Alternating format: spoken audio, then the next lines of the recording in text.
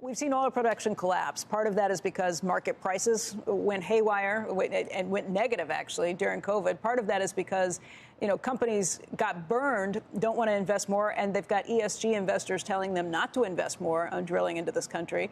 And then you've got the administration, which has sent signals that it doesn't like to see the drilling. Now, those signals have changed pretty drastically over what we've seen the last couple of weeks. But how quickly can oil production in this country change? It's not like you flip a switch at this point. There's a lot of hurdles that we have to get through. What do you think in terms of how quickly we can get back to American independence?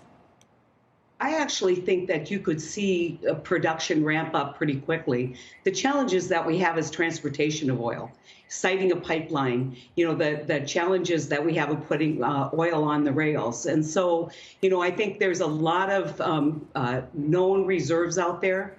There's a real opportunity to move those rigs in like we did during the Bakken explosion and actually develop the oil. I think our challenge will be moving them.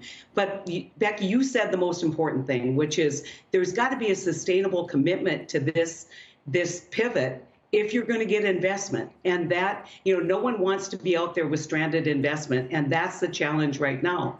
Is this transitory, or are we going to see a permanent pivot where we recognize that we have to produce more fossil fuel, whether it's natural gas or whether it's oil and other kinds of distillates in this country to fuel our economy and to provide energy security for the world? Ron, what would it take in terms of kind of guidance from the administration or long-term promises? Morning, Becky. I largely agree with the senator on this.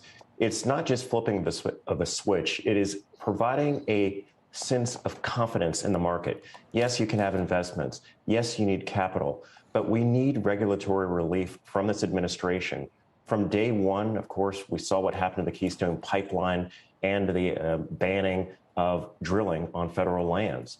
Where's the confidence that the American government is going to be there for these companies, that they feel confident in investing that capital? So to move forward, I think in a very bipartisan way, we can find an American solution rather than a partisan solution to the energy problems that vex us today. Heidi, President Biden walked right up to the line yesterday. I mean, he didn't say drill, baby, drill, but he was hinting and tiptoeing around that. What's that mean for the far left of his party, for the environmental faction of his party? And what's the firestorm that's going to come as a result?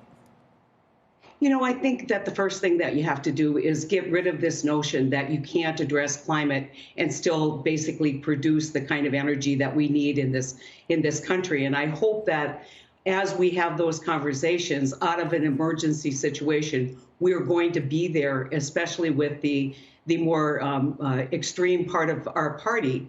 But I want to talk about Keystone XL pipeline, and because it's just like fingernails on a chalkboard for me. Mm-hmm. The first thing that Donald Trump did was authorize the pipeline. The people who had this idea to build the pipeline had 4 years to do it. And now people are complaining it didn't happen in a year in the Biden administration.